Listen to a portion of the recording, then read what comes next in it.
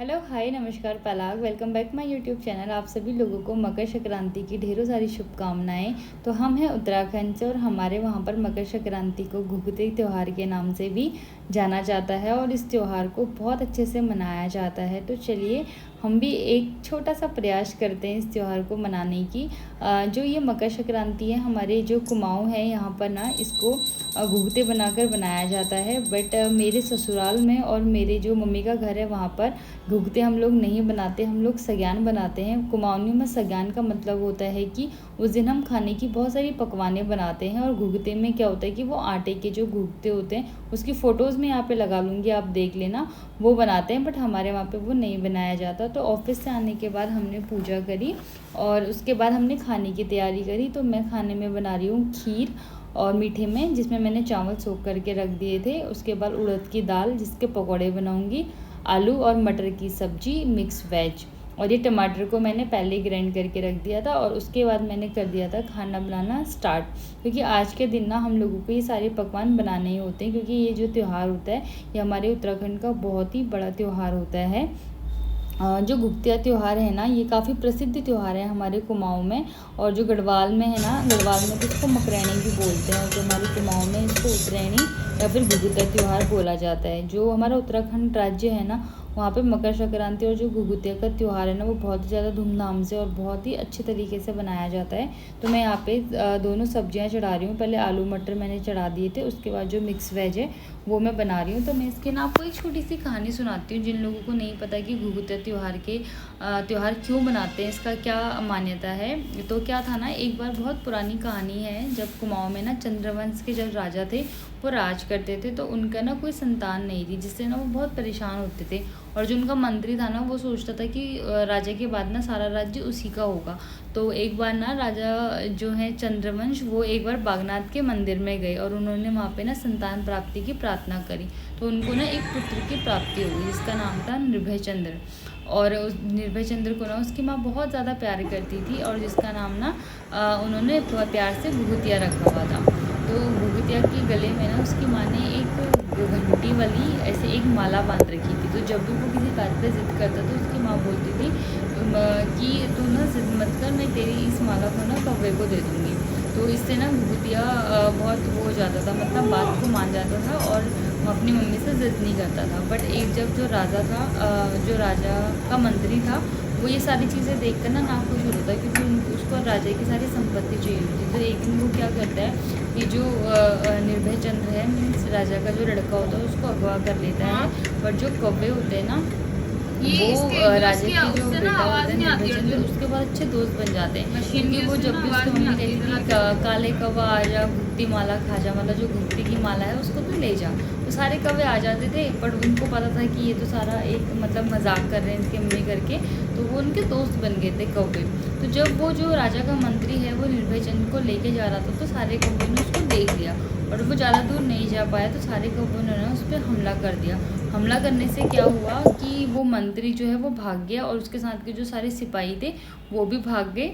और जो निर्भय चंद्र था वो वहाँ पर एक जगह पर बैठ गया और एक जो काला कौवा था उसने निर्भय चंद्र के गले से जो वो घंटियों की माला थी वो लेकर सीधा राजमहल पहुँच गया, जहाँ पर ना जो मंत्री की ने जो राजा की पत्नी थी उसने अपनी बेटे की माला पहचान ली और तुरंत जो राजा था वो उसको लेने के लिए चले गया, अपने बेटे को निर्भय चंद्र को लेने के लिए चले गया और वहाँ से उसको सुरक्षित लेके आ गया। राजा अपने पुत्र को ना कुशल मंगल अपने घर लेके आ गया, जिससे उसकी माँ ना बहुत ज़्यादा खुश हो गई। और जितने भी कौवे हैं वो सब बहुत ज़्यादा मतलब हेल्पफुल थे, वो सारी जो घटना हुई थी मतलब उस टाइम के लिए। तो उसके बाद जो घुघुतिया की मम्मी थी उन्होंने ना बहुत सारे मीठे पकवान बनाए आटे के। तो उस दिन से जो घुघुतिया त्यौहार है ना, उस दिन से ये त्यौहार मनाया जाता है, क्योंकि ये मकर के महीने में जो पहला पेट आता है उसमें ये मनाया जाता है मकर संक्रांति वाले दिन। इसलिए इसको घुघुतिया त्यौहार के नाम से भी जाना जाता है। इसमें ना सारे आटे के पकवान बनते हैं और वो भी मीठे पकवान बनते हैं। बट हमारे वहाँ पर ये त्यौहार नहीं मनाते, मतलब ससुराल में भी, कुमाऊँ में भी कुछ कुछ कारण होते हैं, कई जगहों पे कुछ कुछ त्यौहार नहीं मनाए जाते। बट उस त्यौहार को हम दूसरे तरीके से बनाते हैं, हम उसमें खाने के पकवान बनाते हैं।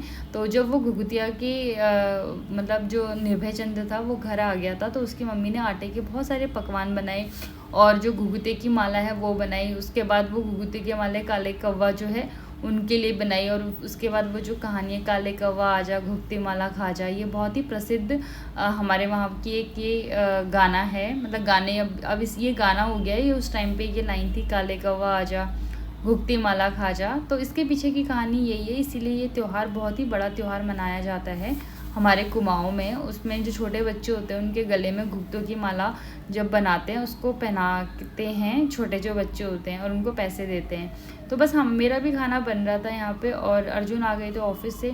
मैंने चाय बनाई, हम दोनों ने बैठकर चाय पी, दिन भर की बहुत सारी गप्पे मारी। गप्पे मारने के बाद खाना बनाना था मुझे, क्योंकि मैं ऑफिस से तो आज टाइम से आ गई थी, लेट तो नहीं थी। सुबह क्या होता है, सुबह हम दोनों ना थोड़ा जल्दी चले जाते हैं। मतलब इतनी जल्दी इतनी सारी चीज़ें पॉसिबल नहीं हो पाती। पॉसिबल हो भी चाहे तो बट उसके बाद जो सारा मैश होता है ना वो भी क्लीन करना होता है, तो वो थोड़ा सा टफ़ हो जाता है। इसलिए हम सोचते हैं कि शाम को आराम से आके हम ये सारी चीज़ें करें। तब तक जो मेरे चावल थे वो भी पक गए थे, मतलब खीर वाले जो चावल थे वो भी पक गए थे। उसमें मैंने दूध डाल दिया था उसको पकने के लिए, क्योंकि वो मैंने पहले थोड़ा पानी में बनाए थे। मतलब चावल पानी में ही पकाते हैं। ये सारी चीज़ें यार अब भी कर रही हूँ, मीठी चीज़ें तो खासकर मैं शादी के बाद ही बना रही हूँ। उसके बाद मैंने इसमें घी डाल दिया था। घी से ना खीर में बहुत ही अच्छा फ्लेवर आता है। तो ये मदर डेयरी का घी है और इसका जो फ्रेगनेंस है ना सच में बहुत अच्छी है और टेस्ट भी बहुत अच्छा है। और खीर भी ना बहुत ही अच्छी बनी थी। मतलब मैं धीरे धीरे मीठा बना रही हूँ, तो धीरे धीरे मीठा अच्छा बन रहा है। पहले स्टार्टिंग में मीठा मुझसे इतना अच्छा नहीं बन रहा था। मैंने सूजी फर्स्ट टाइम बनाई थी अपने ससुराल में आके, जब मेरी पहली रसोई थी उत्तराखंड, जब हम गए थे अपने रिसेप्शन के लिए, वहाँ मैंने बनाई थी। तो मैं कुछ ड्राई फ्रूट कट कर रही हूँ खीर में डालने के लिए। इससे क्या होता है कि थोड़ा सा अच्छा लगता है खाने में जो खीर होती है। मीठा तो मुझे बहुत ज़्यादा पसंद है। मैं गाजर का हलवा भी बनाने वाली हूँ जल्दी, उसकी रेसिपी भी मैं आप लोगों के साथ शेयर करूँगी। उसके बाद जो ड्राई फ्रूट कट करके रखे थे वो मैंने इसमें डाल दिए और ये जो खीर है ये बन के रेडी हुई थी। उसके बाद मैं पूरी बना रही थी।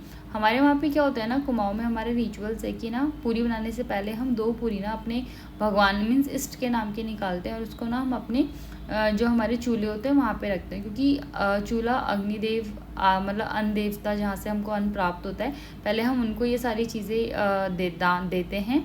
उसके बाद हम अपने लिए ये सारी चीज़ें बनाते हैं। उसके बाद मैंने एक एक करके सारी पूरी बनाई। इसमें जो मेन होता है ना, शुभ जो होता है वो मांस की जो दाल होते हैं उसके बड़े बनते हैं और उसके बेड़ू भी बनते हैं। बेड़ू मतलब कि जैसे हम आलू की कचौड़ी बनाते हैं वैसे ही हम दाल के बेड़ू बनाते हैं, जो कि टेस्ट वाइज बहुत अच्छे होते हैं और हेल्थ वाइज भी अच्छा ही होता है उसका जो टेस्ट होता है। पहले तो बहुत ही ज़्यादा क्वान्टिटी में बनाई जाती थी, एक दूसरे को दिया जाता था। बट अब तो ये है कि सब शहरों में हैं, अपने अपने घरों में हैं, तो अपने अपने तक की सारी चीज़ें रखते हैं। तो बस मैं भी पूरी बना रही थी फटाफट से और उसके बाद मतलब मेरा सारा खाना बन चुका था। ऐसा नहीं कि सारी चीज़ें मेरे लिए बहुत इजी होती हैं, बहुत टाइम लगता है यार। अकेले ऑफिस से आओ, पहले ऑफिस जाओ, फिर ऑफिस से घर आओ, फिर सारे काम करो, फिर सारी प्रिपरेशंस करो। मुझे मोस्टली मेरे फ्रेंड्स लोग बोलते हैं कि यार तू कितना ईज़िली कर लेती है, बट ईज़िली तो कुछ भी नहीं होता। सारी चीज़ों में टाइम लगता है, मेहनत लगती है। बट हाँ ये रहता है कि यार करना है, अगर नहीं करेंगे तो कौन करेगा। और ये सारे हमारे रिचुअल्स हैं, मैं अपने रिचुअल्स, अपने रीति रिवाज कभी नहीं छोड़ सकती, क्योंकि आई लव माई रिचुअल्स। क्योंकि हम पहाड़ी और हमारी जो रीति रिवाज, हमारी जो परंपराएं हैं वो बहुत अच्छी हैं। तो उसके बाद मैंने ना बेड़ू बनाई, जो मैं आपको बात कर रही थी ना आपके साथ, दाल के जो भर के बनाते हैं उड़द के दाल के, वो पहले हमने पीस लिए थे, मतलब ग्राइंड कर लिए थे। पहले तो सिलबट्टे में पीसते थे, बट इतना टाइम नहीं है हमारे पास कि हम सिलबट्टे में पीसें, और मेरे पास सिलबट्टा यहाँ पे है भी नहीं। तो हम ये उसमें ग्राइंडर में इसको पीस लेते हैं और उसके बाद इसका हम पूरी साइज़ बनाते हैं। मतलब मैं कचौड़ी बनाने में मैं पहले से एक्सपर्ट थी। नमकीन चीज़ें मेरे से आप कितना भी बनवा लो, पर मीठी चीज़ें मेरे लिए थोड़ा सा टफ़ हो जाती है बनानी। मीठी चीज़ें मेरे को नहीं आती जल्दी बनानी इतनी अच्छी। बट लकीली इस बार खीर अच्छी हो रही थी क्योंकि मैंने खा ली है, मैं नेक्स्ट डे ब्लॉग एडिट कर रही हूँ, तो अच्छी बनी थी। उसके बाद ये जो बेड़ू मतलब पूरी हैं दाल वाली, ये भी बन के बस रेडी हैं। उसके बाद लास्ट में बनते हैं पकोड़े दाल के, आप ये बोल सकते हो। हमारे वहाँ पे इसको बड़ बोलते हैं, उड़द दाल के बड़। नींद जो उड़द की दाल होती है उसके बड़ हम बनाते हैं, हमारी ये भाषा है कुमाऊनी। तो यही बस था इस त्यौहार में ना, हम लोग यही बनाते हैं खाने पीने की चीज़ें। अगर हमारे वहाँ घुघते बनते तो मैं घुघते बनाती बड़े उससे शौक़ से, बट चलो कोई बात नहीं।